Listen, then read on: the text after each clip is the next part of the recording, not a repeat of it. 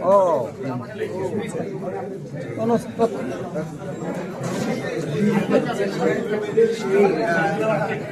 Okay. Please.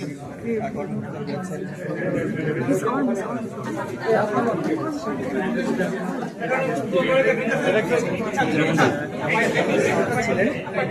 এই মুহূর্তে আপনারা দেখতে পাচ্ছেন মাননীয় তারেক রহমান তিনি তার ভোট কেন্দ্রে প্রবেশ করে তার ভোটার তালিকায় তার নাম মিলিয়ে নেওয়া এবং প্রয়োজনীয় কাগজপত্র তিনি সংগ্রহ করছেন। তারপর তিনি ভোট কক্ষে যাবেন। দীর্ঘ 17 বছর পর তারেক রহমান বাংলাদেশে কোনো নির্বাচনে ভোট দেবেন, তার কারণ দীর্ঘ 17 বছর পর তিনি লন্ডনে নির্বাসিত জীবন কাটাতে হয়েছিল।